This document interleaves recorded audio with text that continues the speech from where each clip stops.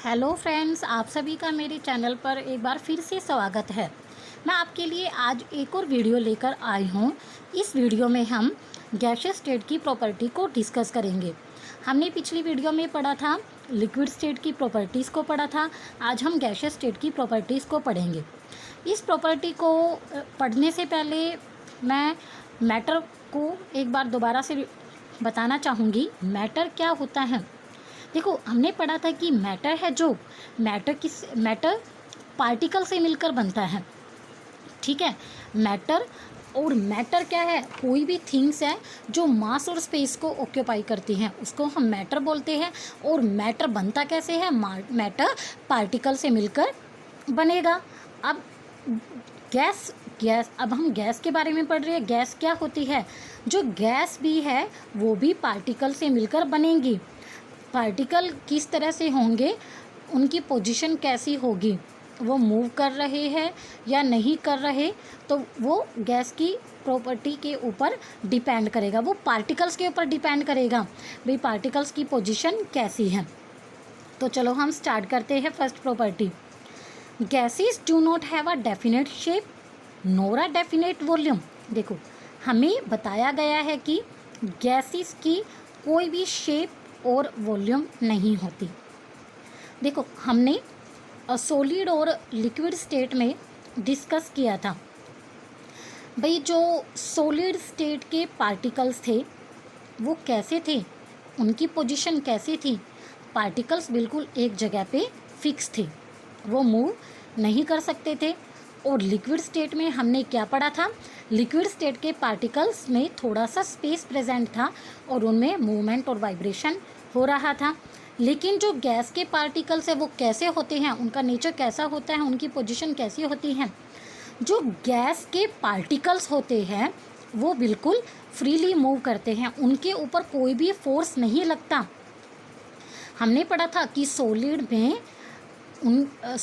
की जो प्रॉपर्टी थी, उनके जो पार्टिकल्स थे उनके ऊपर एक फोर्स अप्लाई होता है। वो फोर्स ऑफ अट्रैक्शन सॉलिड्स में इतना ज़्यादा होता है कि वो पार्टिकल्स बिल्कुल एक दूसरे के साथ अटैच ही रहते हैं, एक दूसरे से अलग नहीं हो सकते। और उस फोर्स को हम क्या बोलते हैं? Cohesive force. और जो ये फोर्स है लिक्विड स्टेट में भी अप्लाई होता है। ठीक है, हमने पढ़ा था। और लिक्विड स्टेट में ये फोर्स कैसा था? लिक्विड स्टेट में ये फोर्स कम था। क्यों? क्योंकि उनके पार्टिकल में स्पेस कैसा था? थोड़ा सा स्पेस था पार्टिकल्स के बीच में। अब जो गैस के पार्टिकल्स है वो कैसे होते हैं? गैस के पार्टिकल्स बहुत दूर दूर होते हैं, उनमें बहुत ज़्यादा स्पेस होता है। तो इनमें फोर्स ऑफ अट्रैक्शन कैसा होगा? इनमें फोर्स ऑफ अट्रैक्शन नहीं होगा। वो पार्टिकल्स एक दूसरे को एक साथ पकड़ के नहीं रख सकते। ठीक है, तो इनमें कोहेसिव फोर्स बिल्कुल नहीं होता, इनमें कोहेसिव फोर्स नहीं होगा। तो हमें फर्स्ट प्रॉपर्टी में यही बताया गया है, gases do not have a definite shape. उनकी शेप क्यों नहीं होती? क्योंकि जो गैस के पार्टिकल्स हैं वो बिल्कुल दूर दूर होते हैं, वो अपनी मर्जी से मूव करेंगे। ठीक है, और ना ही उनकी वॉल्यूम है जो फिक्स होती, उनकी वॉल्यूम भी फिक्स नहीं होती। जैसे मैंने लिक्विड में पढ़ा था, अगर मैंने एक गिलास में जूस लिया था, जूस कितना लिया था मैंने? 5 ml जूस लिया था, और मैंने उस जूस को एक दूसरे बड़े बीकर में डाल दिया था, तो क्या हुआ था? जूस की जो वॉल्यूम थी वो फिक्स थी। ठीक है, लेकिन इसमें क्या है, इनकी डेफिनेट वॉल्यूम नहीं होती। कैसे? जैसे गैस है, गैस के पार्टिकल्स कैसे हैं भाई? पार्टिकल्स में बहुत ज़्यादा स्पेस है, तो क्या है, अगर मैं उस पार्टिकल्स को एक छोटे कंटेनर्स में से बड़े कंटेनर में डालूंगी तो क्या होगा? वो पार्टिकल्स इतने ज़्यादा दूर है, वो सारे बीकर में स्प्रेड हो जाएंगे, वो सारे कंटेनर में स्प्रेड हो जाएंगे। इसी वजह से उनकी कोई भी वॉल्यूम नहीं होती, ना ही उनकी शेप होती। Gases do not have a definite shape but acquire the shape of the vessel in which they are placed. देखो, इसने यही बात कही है भाई, गैसेस की कोई भी शेप नहीं होती, लेकिन हम उनको जिस भी कंटेनर में डालेंगे गैस भी उसी की शेप को ले लेते हैं। और gases do not have a definite volume, ना ही उनकी कोई वॉल्यूम होती। जैसे मैंने गैस को एक छोटे सिलेंडर से एक बड़े सिलेंडर में ट्रांसफ़र करना है, तो क्या होगा, वो गैस उस छोटे सिलेंडर से बड़े सिलेंडर में चली जाएगी, और जाने के बाद क्या होगा, वो उस पूरे सिलेंडर में फैल जाएगी। ये नहीं होगा वो केवल उसकी बॉटम में ही रहेगी, वो पूरे सिलेंडर में फैल जाएगी। जैसे एग्जाम्पल दिया, if a gas is transferred from a smaller vessel to bigger vessel, it fills the bigger vessel. Okay, ये समझ में आ गया आपको।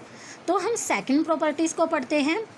Gases have a maximum fluidity and least rigidity. अब देखो, लिक्विड में भी क्या था, लिक्विड भी फ्लो करते हैं, लेकिन गैस भी क्या है, फ्लो की ये भी फ्लूइडिटी की प्रॉपर्टी को शो करते हैं। कैसे? जैसे हमने लिक्विड में एक एग्जाम्पल को पढ़ा था भाई, मैंने एक बोतल से वाटर को ट्रांसफ़र किया था एक ग्लास में, तो वो क्या है, फ्लो होके उस ग्लास में चला गया। और ऐसे ही हम गैस को भी ट्रांसफ़र कर सकते हैं, क्योंकि गैस में भी ये टेंडेंसी होती है कि वो फ्लो हो सके, लेकिन इनकी जो रिजिडिटी है वो लीस्ट होती है। क्यों?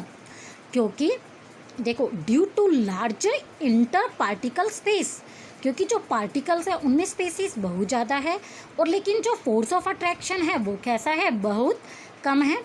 तो इसी वजह से गैसेस क्या है, हाई फ्लूइडिटी को और लीस्ट रिजिडिटी की प्रॉपर्टी को शो करते हैं।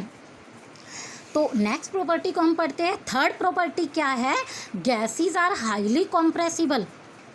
गैस को हम कंप्रेस कर सकते हैं।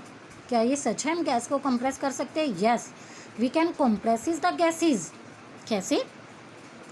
जैसे इसमें बताया गया है, since inter particle spaces in gaseous state are very large.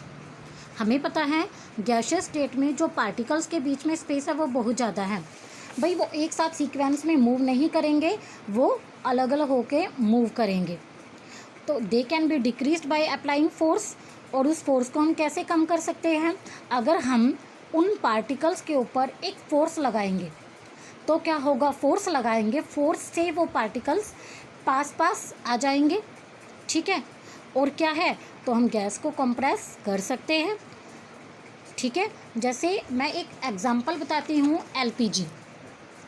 LPG का हम सभी को पता होगा, एलपीजी क्या होती है, लिक्विफाइड पेट्रोलियम गैस।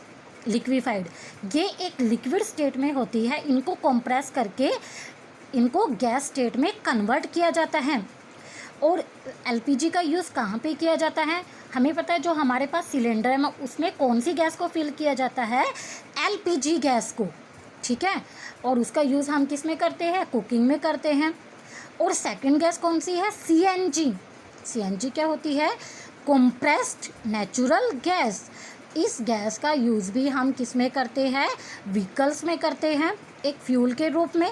ओके, तो गैस कैसी होती है, कंप्रेसिबल होती है गैसेस। यहाँ मैं एक और एग्जांपल आपको बताना चाहूँगी।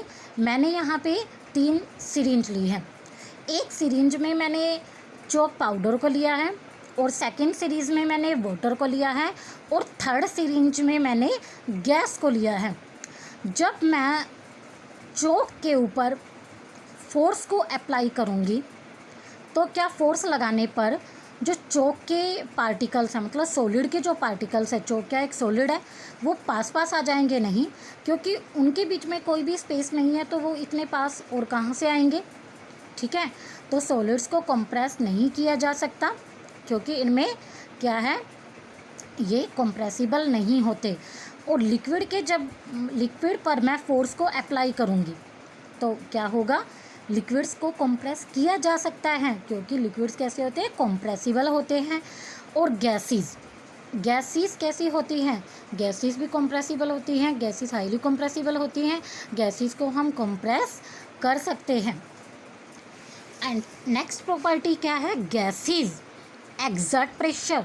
गैसेस प्रेशर को कैसे एक्सर्ट करते हैं, देखो, जब हम बैलून को लेते हैं और बैलून में एयर को ब्लो करेंगे, तो क्या होगा, हमने एयर उस बैलून में ब्लो की, तो वो बैलून क्या होगा, फूल जाएगा, क्योंकि गैस पार्टिकल्स उस बैलून में चले जाएंगे। और उस बैलून का साइज़ इंक्रीज़ हो जाएगा। और हम जितनी ज़्यादा एयर उसमें ब्लो करते जाएंगे, वो पार्टिकल्स क्या होंगे, पार्टिकल्स क्या करेंगे, उसकी वॉल को हिट करेंगे, क्योंकि इसमें प्रेशर इतना ज़्यादा हो गया है कि वो उसमें से बाहर आना चाहेंगे। ओके, तो गैसेस क्या है, प्रेशर को एक्सर्ट करती हैं। The particles move about randomly at high speed.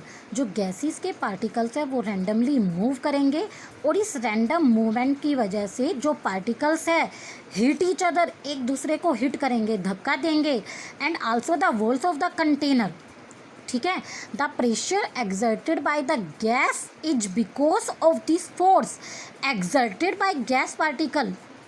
देखो इसने क्या है कि जो प्रेशर हमने अप्लाई किया गैस के ऊपर, वो प्रेशर किसके ऊपर लग रहा है, गैस पार्टिकल्स के ऊपर, और इसी वजह से वो कंटेनर, वो वॉल की कंटेनर को भी हिट कर रहे हैं।